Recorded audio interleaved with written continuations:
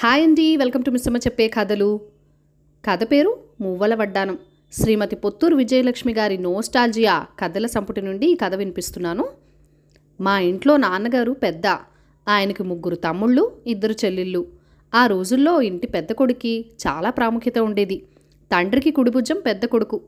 పెద్దన్నయ్య అంటే తండ్రి తర్వాత తండ్రి అంతటివాడు. ఏదైనా కావాలంటే గబాలన పెద్దన్నయ్య దగ్గరికే వెళ్ళేవాళ్ళు.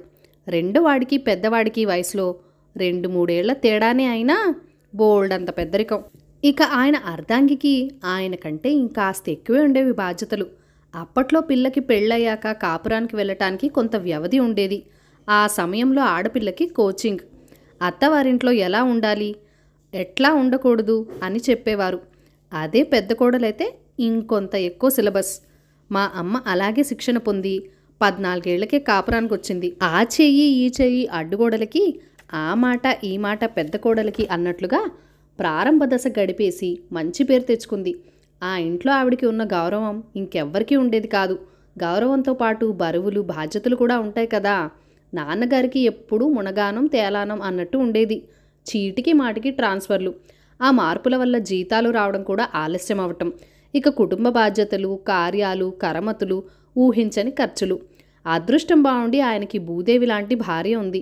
ఆవిడ దగ్గర బంగారు వడ్డానం ఉంది. పెళ్లిలో అత్తవారు పెట్టారు 18 తులాల మువ్వల వడ్డానం. మధ్యలో లక్ష్మీదేవి బొమ్మ భలే అందంగా ఉండేది. మా ఇంట్లో పెట్టెడు వెండి సామాన్లు, ఓ చాక్లెట్ డబ్బాలో నగలు ఉండేవి. మరి అప్పట్లో దొంగల భయాలు లేవు కాబులు.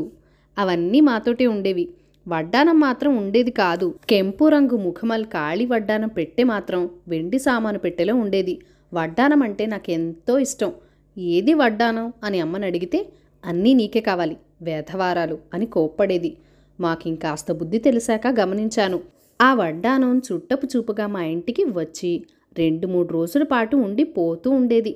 వడ్డానం రావడానికి కొన్నాళ్ల ముందే ఇంట్లో ఏదో ఒక అవసరమో శుభకార్యమో ఉంది, నువ్వు సిద్ధంగా ఉండు అని తాతయ్య గారి దగ్గర నుండి ఉత్తరం వచ్చేది. మా అమ్మ నాన్న ఆ మూలకి ఈ మూలకి పోయి రహస్యంగా గుసగుసలాడుకునేవారు. ఆ తర్వాత ఒక పూట మధ్యాహ్నం వచ్చేది వడ్డానం. ఆ రోజు మర్నాడు ఉండేది. 3వ నాడు పొద్దున్నే మళ్ళీ మాయం. ఇంట్లో పెళ్ళైతే అప్పుడు మళ్ళీ గుసగుసలు, మళ్ళీ వడ్డానం వచ్చిపోవటం. ఆవాహన ఉద్వాసన తప్ప ఎప్పుడూ స్థిరంగా ఉండటం నేను ఎరుగను. పెద్దయి మంచి చెడు అర్థం చేసుకునే వయసు వచ్చాక అంతా అర్థమైంది. ఏమిటో అప్పట్లో అంత ఆస్తి ఉండి ఇంత పొలం ఉంది అని గొప్పగా చెప్పుకున్నా చేతుల్లో డబ్బు ఉండేది కాదు. పెద్ద సంసారం. ఎప్పుడూ ఏదో ఒక కష్టమో సుఖమో. ఏదైనా ముందు డబ్బు కావాలి. తర్వాత సర్దుబాటు చేసుకున్నా ముందు నిలబడి ఆ కార్యం గట్టెక్కించే బాధ్యత మా నాన్నగారిదే. ఆయనకు మాత్రం ఆకాశం నుండి ఊడిపడుతుంది ఆ డబ్బు. వస్తువు లేదా వాహనం తాకట్టు పెట్టి పని గడపాలి.